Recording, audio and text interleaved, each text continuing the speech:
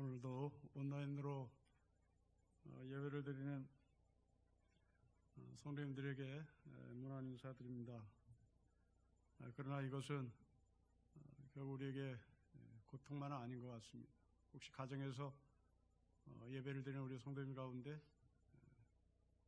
남편께서, 어머니께서, 아버지께서 예수를 믿지 않는 분들이 계시다면 같이 초대해서 신림교회를 평가받았으면 좋겠습니다. 설교하는 제가 시대에 역행하는 설교를 하고 있는지, 세상 사람들의 손가락질 받는 설교를 하고 있는지 예수 믿지 않는 남편에게 평가를 해보시라고 초대하십시오. 건강한 기독교, 건강한 교회가 어떻게 움직이고 작동되고 있는지를 소개해 주시기를 바랍니다. 혹시 예수 믿지 않는 남편, 혹시 아버지, 어머니, 부인께서 지금 이 동영상을 보고 계시다면 비판적인 시각으로 제 설교를 비판하십시오. 그리고 정말 하나님의 뜻이 과연 우리 가운데 어떻게 작동되는지를 예수 믿는 남편이나 예수 믿는 부인과 함께 나눠보시기를 바라고, 또한 여러분 나름대로 평가를 해보시기를 부탁을 드립니다.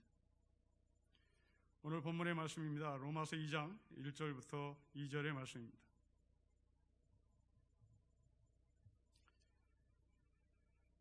로마서 2장 1절과 2절의 말씀을 제가 번독하겠습니다. 그러므로 남을 판단하는 사람아, 누구를 막론하고 너가 핑계하지 못할 것은 남을 판단하는 것으로 너가 너를 정죄함이니 판단하는 너가 같은 일을 행함이니라.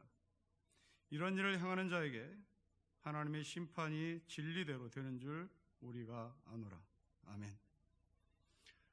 바울은 하나님의 진노가 왜 일어났는지에 대해서 1장에서 말씀하셨습니다. 그 이유는 욕심입니다. 성공과 출세를 위해서 사랑이 없는 결혼을 합니다.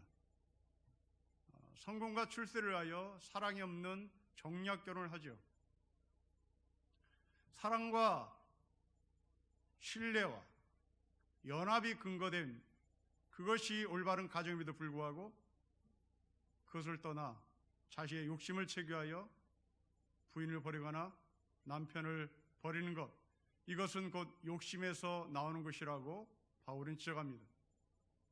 아브라함을 보십시오. 하나님께서 아브라함에게 사라라고 하는 부인을 만나게 하셨고 사랑으로 연합하게 하셨습니다. 그러나 아브라함과 사라 사이에는 아이가 없었습니다. 아브라함은 대를 잇기를 원했고 아브라함은 그 아들을 통하여 부를 얻기를 원했기에 아브라함은 사라를 버리고 하가라는 여자를 취합니다. 거기서 아들을 낳았습니다. 이제 아브라함은 모든 것이 갖춰진 사람입니다. 대를 이을 수 있었고 또한 그 이스마엘을 통하여 부를 얻을 수 있었습니다. 그러나 하나님은 그 아브라함의 삶 속에 개입하셔서 이스마엘의 삶을 제거합니다. 하나님은 하나님의 방법대로 분명히 사라와 연합하게 하셨고 사라와 사랑하게 하셔서 그 사라 사이에 이삭을 낳게 하셨고 하나님의 역사를 움직였습니다. 야곱을 보십시오. 야곱이 사랑했던 사람은 라헬이라는 여자였습니다. 그러나 라헬의 아버지 라반은 야곱을 라헬과 결혼시키지 않습니다. 레아와 결혼시킵니다. 이 레아와 결혼시킨 이유는 야곱이 7년 동안 라반의 재산을 증식시켜 줬기 때문입니다. 욕심이 난 이 라반은 야곱을 잡아둘 빌미로 삼아 레아에게 먼저 결혼시키고 그리고 7년이 지난 후에 라헬과 결혼시킵니다. 14년 동안 야곱은 라반의 집에서 열심히 일을 해 라반의 재산을 증식시킵니다. 모든 결혼을 사랑과 연합과 신뢰에 근거하여 함에도 불구하고 이 아브라함의 결혼 그리고 야곱의 결혼, 이것은 곧 성공과 출세와 부자의 목적을 두었던 겁니다. 바울은 이런 삶을 하나님께서 더 큰 진노를 가져올 뿐이요 그 심판을 받을 것이라고 말씀합니다. 그 심판의 죄들은 26가지나 되는 수많은 죄들이 파생을 하고 있습니다. 그런데 사람들은 그렇게 수많은 죄를 만들어내고 파생하고 증가시키고 있음에도 불구하고 자신의 잘못에서 회개를 하지 않습니다. 오히려 서로 두둔하겠다고 성경 기록합니다. 여러분 1장 32절을 보십시오. 1장 32절에 이렇게 얘기합니다. 그들이 같은 일을 행하는 자는 사형에 해당한다고 하나님께 정하심을 알고도 자기들만 행할 뿐 아니라 또한 그런 일을 행하는 자를 옳다고 두둔하고 있습니다. 여러분 지금 이 사회는 N번방 박사방이라는 사건으로 시끄럽습니다. 하지만 그 중에 가해자들은, 거기에 참여했던 사람들은 수사망이 좁혀옴에도 불구하고 서로 괜찮다라고 격려를 하고 있다고 얘기합니다. 쫄지 말라고 서로 문자를 주고받는다죠. 5년 아니면 대부분 집행유예로 풀려날 것이니 우리는 그때까지 참여하면 된다고 서로 격려를 하고 있습니다. 여러분 왜 이 28절 이하에서 갑자기 수많은 죄들이 파생을 하는 것일까? 왜 수많은 죄들이 넘쳐난 것일까? 저는 이 28절 이하를 읽으면서 코로나 바이러스가 겹쳐 보였습니다. 한 사람의 감염이 수백만 명, 수천 명 감염이 됩니다. 한 사람의 죄로 말미암아 모든 사람이 죄를 범했다는 이 사도 바울의 말씀은 정확히 코로나 바이러스와 연결시키면 맞아 떨어지는 대목입니다. 하나님을 예배하지 않고 하나님을 등진 결과는 결국 코로나 바이러스 수많은 사람이 감염됐고 수많은 사람이 죄를 졌고 모든 사람이 죄를 짓게 된 것입니다. 왜 그랬을까요? 28절 이하의 말씀처럼 1장 28절의 이하의 말씀처럼 그것은 상실한 마음 때문입니다. 이 상실한 마음이란 말을 좀 더 거칠게 번역하면 미쳤다라는 말이죠. 여러분 심리학 중에 이 상실한 마음을 이론화시킨 사람이 있습니다. 자아 고갈 이론입니다. 이 자아 고갈 이론은 아주 점잖게 표현했습니다.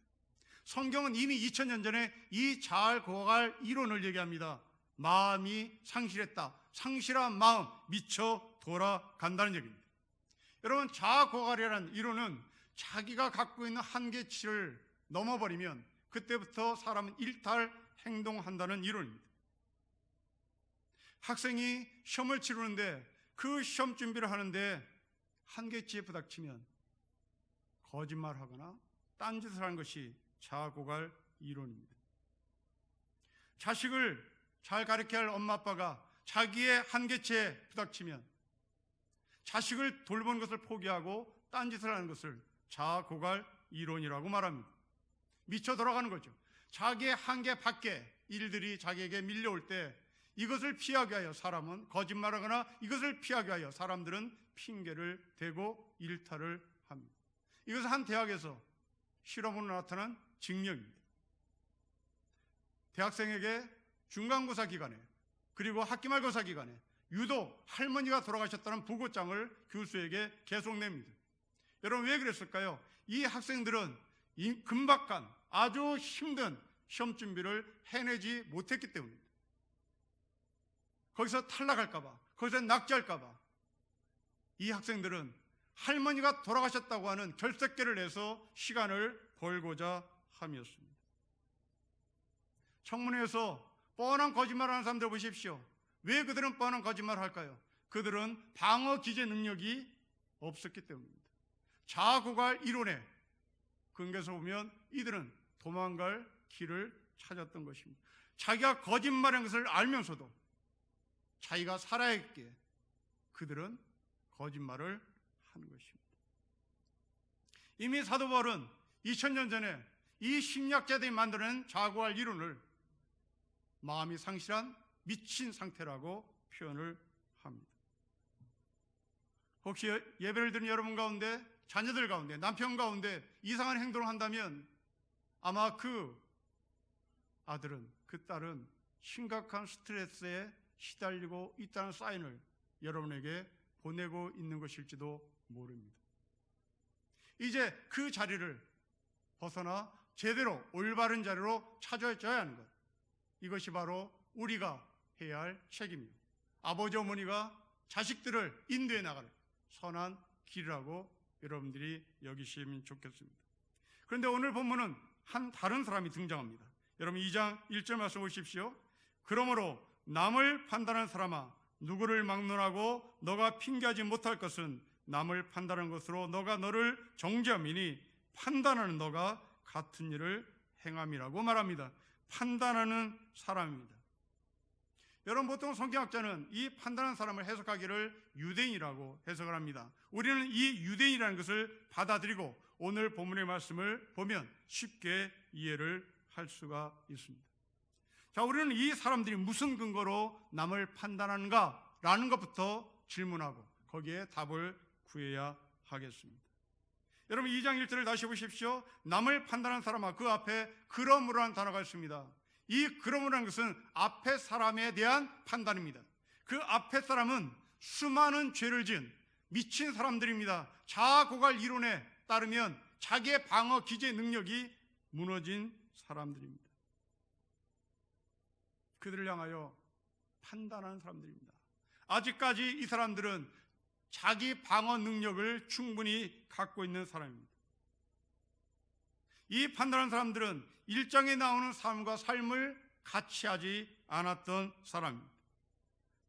반듯한 사람이요, 사람들 앞에 손가락질 빠지 않는 모범생들입니다. 부모를 거역하지 않는 사람, 거짓말도 하지 않는 사람, 성적인 일탈이나 엠번방에 들어가지 않는 사람들입니다. 그러게 1장에 나온 사람들을 향하여 판단을 하고 있습니다. 성경에서 이 사람들이 누구냐고 물으면 탕자의 비유에서 나오는 큰형, 첫째 아들이라고 볼 수가 있습니다. 이 아들은 평소에 아버지께 순종을 했습니다.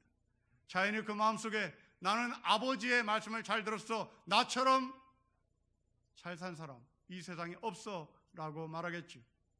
그리고 둘째 아들이 돌아오자, 동생이 돌아오자 손가락질합니다. 그 둘째 아들, 동생이 돌아오자 이 큰아들은 판단을 하기 시작합니다.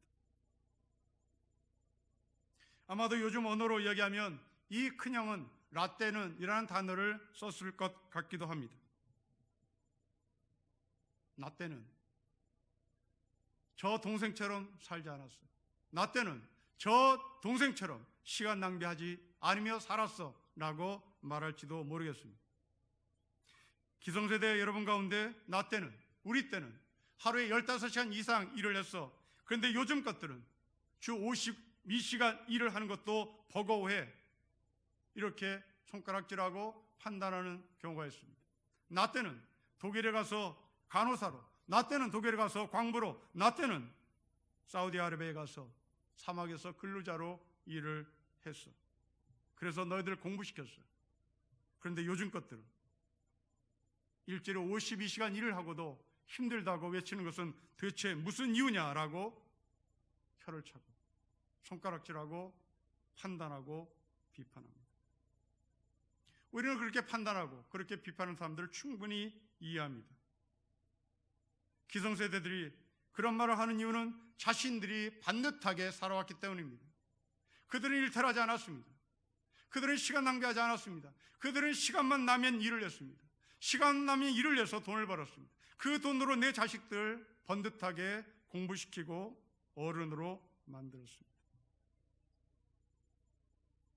존경합니다. 그리고 그들의 자기의 자랑, 자기의 삶에 대해서 이해 못하는 사람들에게 말을 할 때 우리는 충분히 그들의 주장을 받아들이고 이해를 해야만 합니다.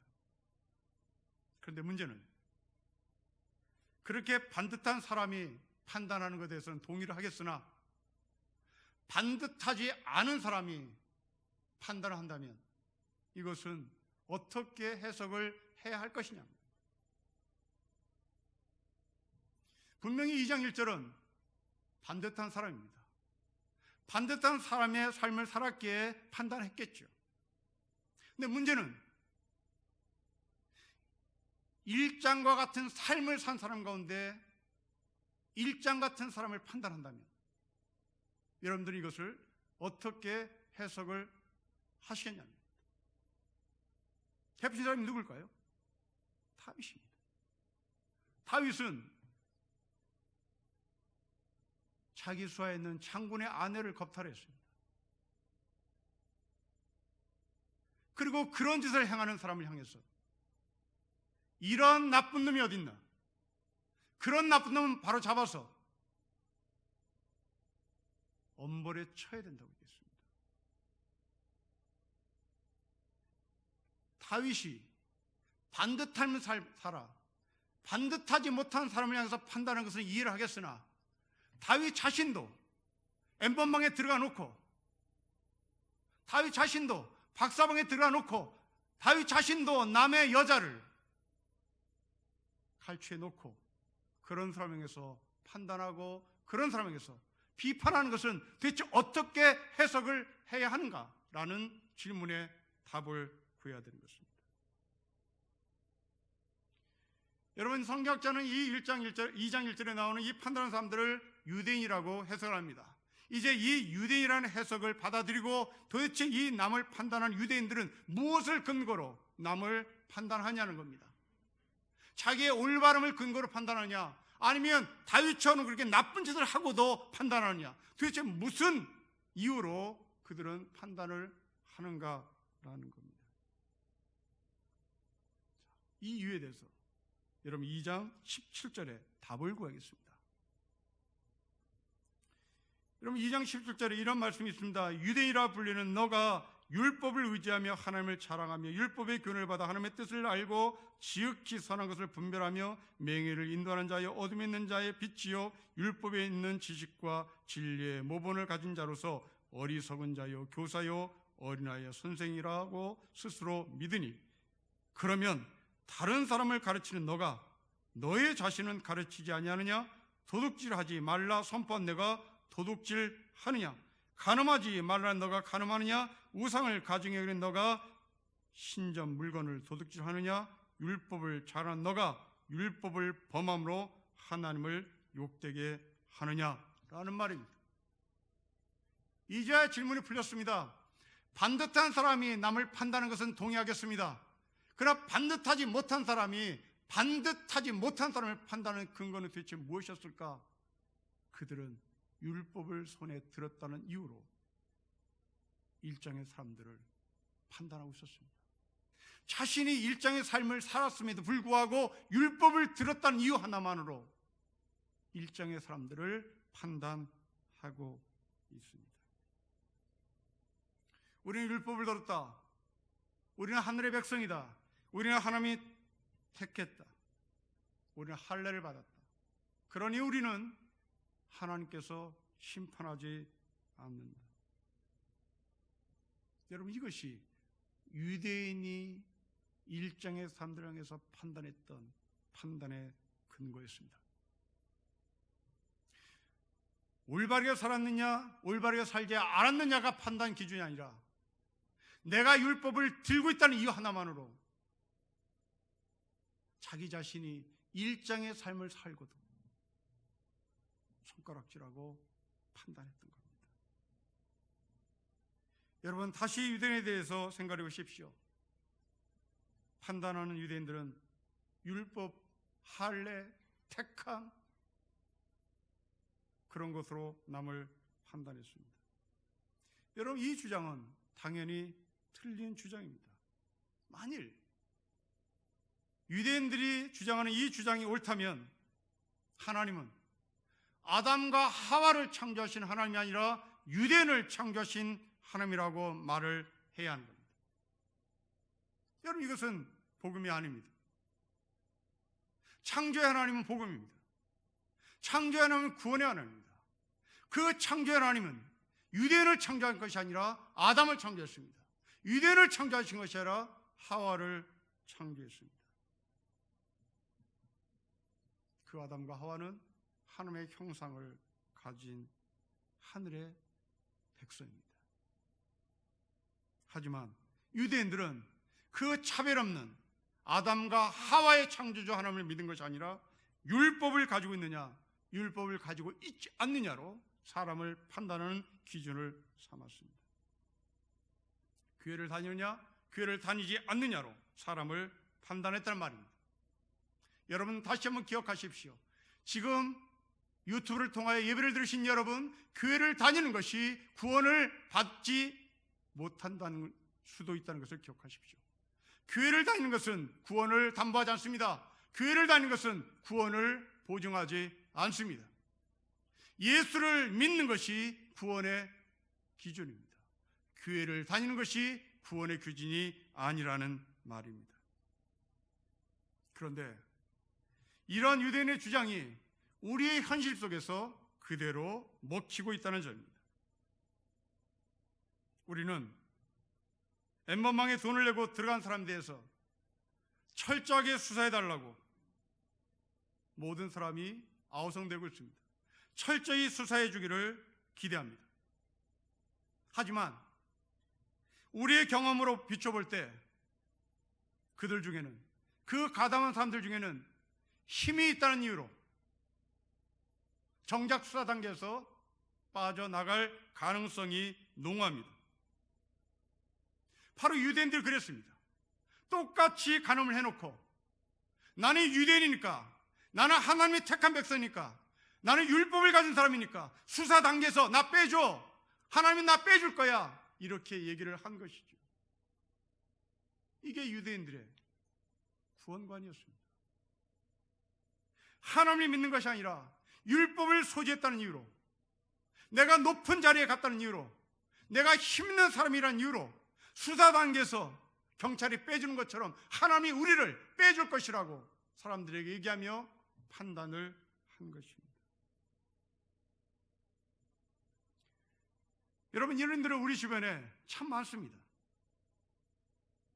비행기 안에서 갑질했던 재벌그룹의 자녀들, 운전기사에게 욕설을 퍼부으며 나가 죽으라고 외쳤던 한 언론사의 손주 초등학교 여학생,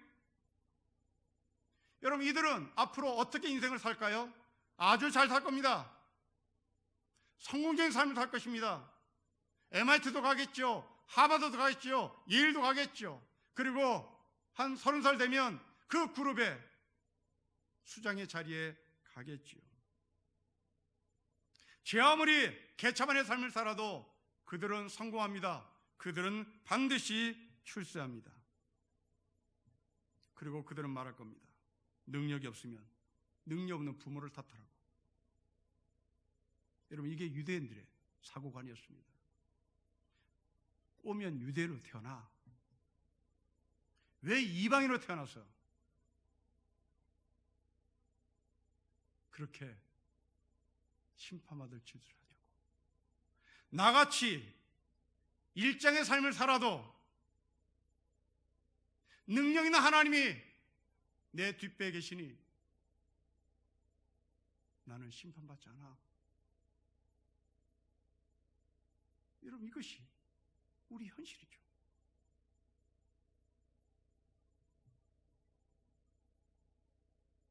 개인의 놀이가 아닙니다. 갑질했던 그 재벌가의 자녀들은 개인의 노력으로 성공한 것이 아니라 팔자 자체가 성공으로 태어난 것이죠.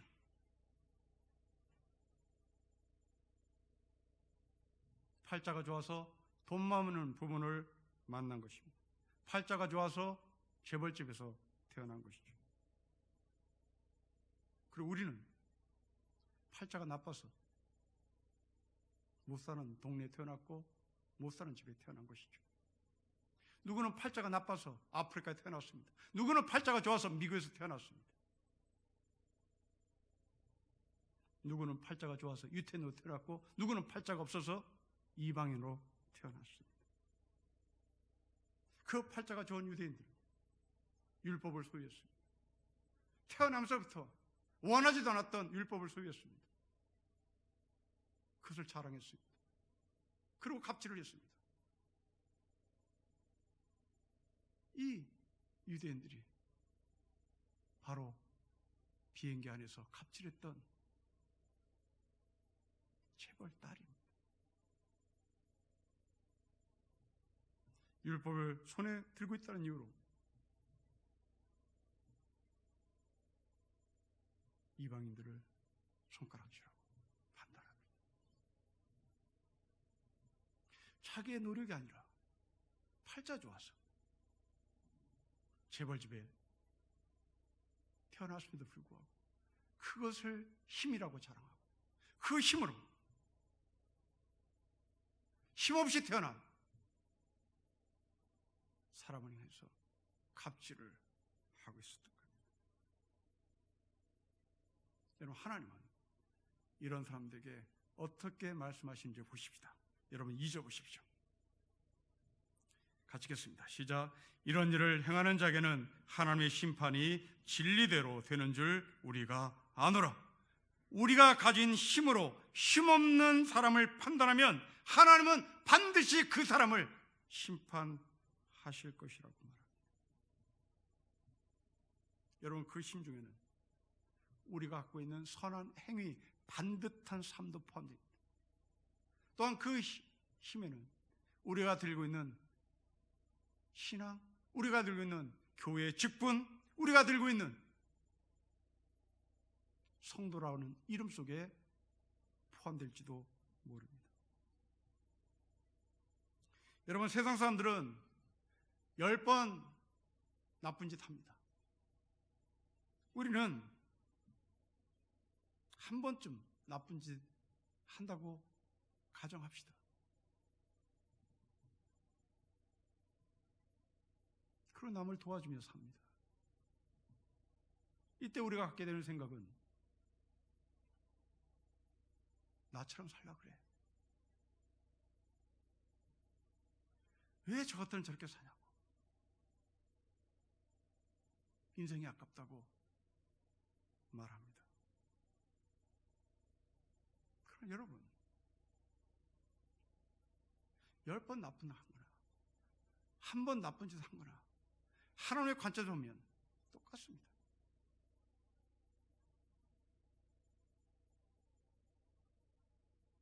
관악산 꼭대기 올라가서 사람 키를 재보십시오. 지금 예배드린 우리의 키를 관악산 꼭대기에서 재보십시오. 똑같이 점입니다.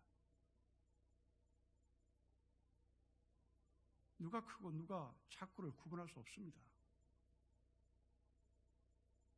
그럼 우리는 내가 선한 행위를 한 번 한 것을 가지고 선한 행위를 하지 않은 사람에게서 판단을 합니다. 네, 거듭 말씀드리지만 이것은 10분 양보합니다. 당신이 착한 일 했으니까 남을 판단할 수 있다. 그래서 우리는 충분히 이해할 수 있다고 얘기합니다. 그러나 이것은 구원하고는 아무 상관이 없다는 것을 기억하십시오. 구원은 우리가 얼마만큼 착한 일을 많이 했느냐, 그것으로 커트라인을 정하지 않습니다. 물론 많이 하면 많이 할수록 좋겠죠. 그러나 그것이 구원의 기준이 될 수 없단 말입니다. 만일 그것이 구원의 기준이 된다면 마치 우리나라 학생들이 서울대학에 가기 위해서 경쟁하듯이 천국도 경쟁을 할 수밖에 없는 것이죠. 지금 그렇게 경쟁을 시키고 있는 한 집단이 있습니다. 신천지입니다. 14만 4천에 들어오기 위하여 수많은 사람들을 경쟁시킵니다. 지금 그들은 14만 4천에 들어오는 사람을 위하여 공포한 것이 있답니다. 14만 8천 몇백 명이 지금 들어왔다. 한 150명이 부족하다. 그 30만 명 중에 150명을 추려야 되는 겁니다. 그러니 거짓말도 불사합니다. 그러니 이 시대에 역행하는 행동을 부끄러워하지 않습니다. 왜? 살아야 하니까요. 여러분, 인간은 자기가 살아야 되는 이유에 대해서는 어떤 이유와 목적 되지 않습니다. 어떤 철학 없습니다. 자기가 살아야 될 때는 모든 것이 선한 것입니다. 구원은 그렇게 선한 행동을 했느냐 하지 못했느냐로 기준을 잡지 않습니다. 문제는 거듭 말씀드리지만 내가 성경을 들고 있다는 이유 구원을 받는다고 착각하는 사람들, 내가 모태신자로 태어난 것 때문에 구원을 받는다고 주장하는 사람입니다. 여러분, 이것은 구원이 팔자 속아는 겁니다. 운인 거예요. 누구는 운 좋게 목사집에 태어나서 구원받고, 누구는 운 나쁘게 예수 믿지 않는 사람 집에서 태어나서 구원을 받지 못한다면 이것은 팔자입니다. 이것은 운인 거예요. 그런데 놀랍게도 일주일 내내 똑같이 일장의 사람과 악을 행하고도 나는 주일날 예배하러 가기 때문에, 나는 성경을 옆에 끼고 교회 가기 때문에 나는 심판을 받지 않는다고 말하는 사람이 있습니다. 기독교라는 종교를 택했기 때문에, 장로란 이유 때문에, 목사란 이유 때문에, 내 아버지가 목사란 이유 때문에 구원을 받는다고 착각하는 현대판 유대인들이 있습니다. 여러분, 다시 한번 강조합니다. 교회는 여러분을 구원시키지 못합니다. 제도적인 교회는 여러분을 구원시키지 못합니다. 기독교라는 종교는 여러분을 구원시키지 못합니다. 하나님은 기독교를 만들지 않았습니다. 하나님은 이 땅에 예수를 보내셨습니다. 예수가 우리를 구원시킵니다. 기독교를 믿지 마십시오. 제도적 교회를 믿지 마십시오. 이 땅에 사람의 몸을 입고 오신 예수를 믿는 것이 구원입니다. 유대인들은 율법을 믿었습니다.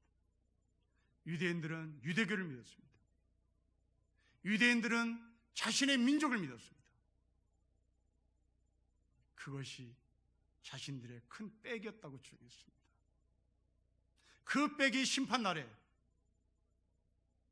하나님께서 심판의 반열에서 취하실 것이라고 생각을 했던 겁니다. 그렇지 않습니다. 구원은 타고난 팔자로 얻지 않습니다. 구원은 하나님의 은혜로 얻습니다. 우리는 어느새 현대판 유대인의 모습으로 살아가고 있는 것 같습니다.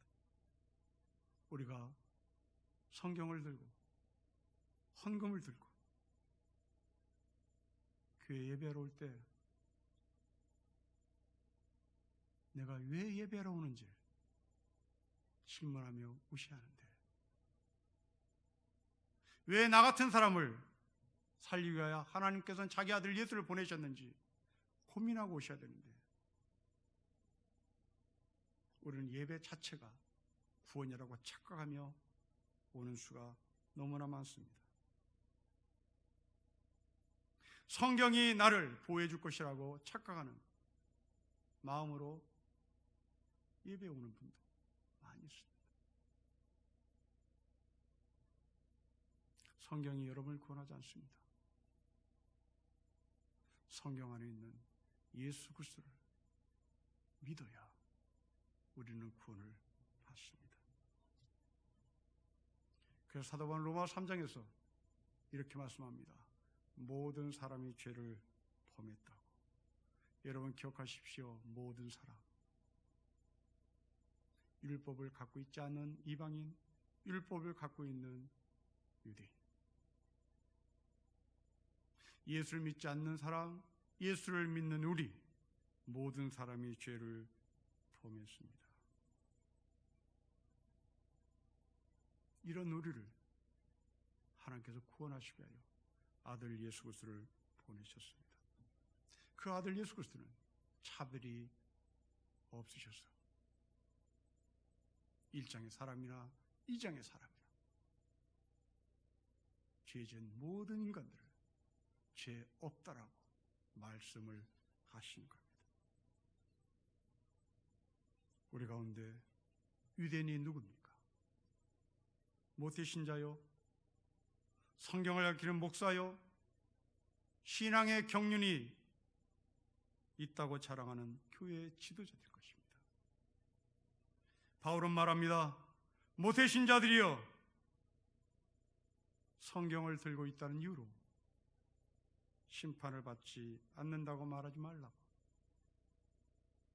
이런 판단은 내 안에 들보를 보지 못하고 남의 눈에 티끌을 보는 격입니다.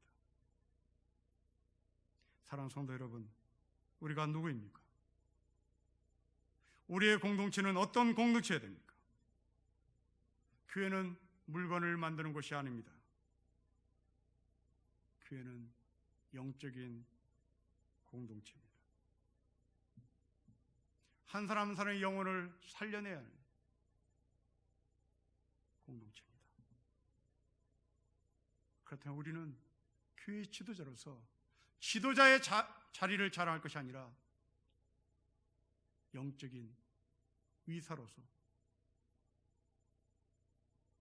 길어버린 사람들을 향하여 길을 볼 수 있도록 도와줘야 될 겁니다. 그러려면 율법을 먼저 들고 있는 우리가 먼저 눈이 맑아야 되는 겁니다. 영적인 눈이 맑아야 되는 것입니다. 아무리 성경 지식이 많다 하더라도 영적인 눈이 밝지 못하면 우리 자체가 천국에 들어갈 수가 없습니다. 영적으로 막다는 것은 나를 자랑하지 않는 것입니다. 영적으로 막다는 것은 목사직을 자랑하지 않는 것입니다. 영적으로 막다는 것은 내가 들고 있는 성경을 자랑하지 않는 겁니다. 영적으로 막다는 것은 나를 위하여 십자가에 죽으신 예수 그리스도를 믿고 따르는 것입니다. 영적으로 막다는 것은 이 땅의 구조적인 모순을 보고 분노하시는 그 예수의 마음을 같이 공유하는 것입니다. 사회가 저지르는 죄를 보고 때로는 분노하고 때로는 가슴을 쳐야 하는 것입니다. 엠번방의 사건을 보고 우리는 가슴을 쳐야 하는 겁니다. 코로나 바이러스 사건을 보고 인간의 탐욕이 여기까지 왔구나를 가슴을 쳐야 하는 겁니다. 모든 사람이 살고 싶어 지금 바짝 몸을 움츠리고 있을 때 놀랍게도 지구는 쉬고 있다고 합니다. 하나님은 강제적으로 지구를 쉬게 만들고 있는 것 같습니다. 인간의 욕심이 지구를 불태우고 인간의 욕심이 지구를 피곤하게 만들자 이번 기회에 지구는 쉬고 있습니다. 공기가 맑아지고 있고 미세먼지가 사라졌습니다. 우리는 이 사건을 통하여 하늘의 메시지를 다시 봐야겠습니다. 인간의 욕심은 어디까지 갈 것인가? 출세와 성공과 이익과 목적을 위해서라면 일장의 삶을 사는 것에 대해서 전혀 부끄러움 없이 살아가고 있는 인간들을 향하여 외치는 하늘의 메시지입니다. 거기에 동조한 기독교인. 그러면서 나는 성경을 들고 있기 때문에, 나는 목사이기 때문에, 나는 심판을 받지 않아 라고 손가락질하며 이 험한 난국을 자기 혼자 빠져나가기를 원했던 사람들, 하나님은 그들에게 경고합니다. 아니, 지금 이 코로나 바이러스는 하나님을 믿는다고 말하는 우리에게 경고하는 메시지일지도 모릅니다. 우리가 그 욕심에 동조했습니다. 우리가 그 탐욕에 동조했습니다. 그리고 우리는 그러지 않은 척 성경을 옆에 끼고 예배를 드렸습니다. 그러지 않은 척 목사는 목사 가운을 입고 설교를 했습니다. 그렇지 않은 척 장로는 여기에 올라와서 기도를 했습니다. 우리는 왜 예수가 이 땅에 오셨는지에 대한 질문하지 않았습니다. 십자를 짊어지고 하나님의 나라의 의를 구하는 것이 무엇인지 고민하지 않은 채 예배를 드렸습니다. 사랑하는 성도 여러분, 여러분들이 유대인입니까? 아니면 진정한 신자입니까? 신자답게 살고 싶지 않으면서도 이 자리에 세우시는 교인, 종교인 하나님께서 기뻐하지 않습니다. 하나님의 영광을 가리지 맙시다. 물귀신처럼 다른 사람을 끌고 가 서로 나쁜 짓을 도모하지 맙시다.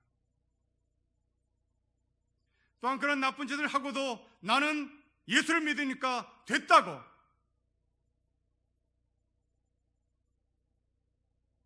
생각하지 맙시다.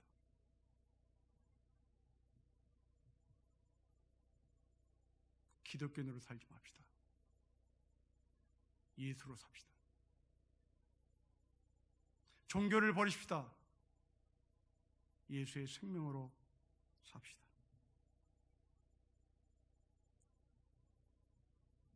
참된 교회로 삽시다.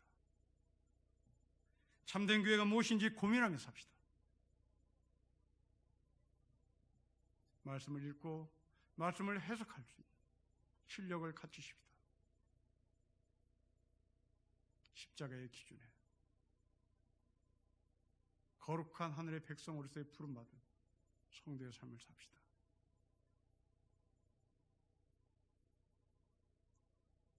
예수 믿는 부인과 함께 제 부족한 설교를 듣고 계시는 믿지 않는 남편 여러분,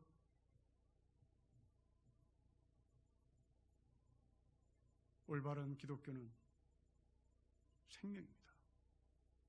올바른 기독교는 교리 아닙니다. 올바른 기독교는 종교 아닙니다. 올바른 기독교는 생명임을 알아주시길 부탁합니다. 여러분 부인께서 나와서 신앙생활하고 계시는 신림교회는 생명을 따르는 교회요, 십자가를 따르는 교회기를 소망합니다. 부족한 자는 여기에 대한 책임을 지고 성실하게 성경을 연구하겠습니다. 신림교회 성도 여러분에게 부탁을 드립니다. 종교인이 되지 맙시다. 기독교인으로 살지 맙시다. 예수로 삽시다. 예수의 뒤를 따르는 하늘의 천국의 삶을 이 땅에서 실천하며 사는 우리 모두가 되시기를 주 이름으로 축복합니다. 기도하겠습니다.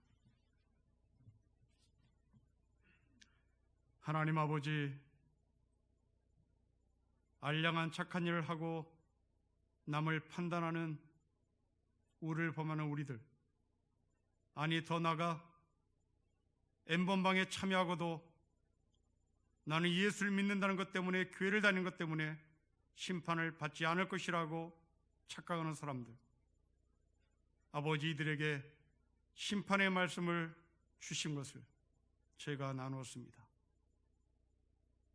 우리가 들고 있는 이 신앙의 특권을 남을 판단하는 데 사용하는 것이 아니라 나를 돌아보는 데 사용하게 하시고, 십자가를 짊어지고 예수들을 따르는 것에 참여하고 그 참여의 내용을 채우기를 원하는 삶이 되기를 소원하오니, 아버지 하나님께서 다시 한번 예배드리는 모든 백성들에게 십자가를 짊어지고 예수의 뒤를 따르는 결심과 결단을 갖게 하옵소서.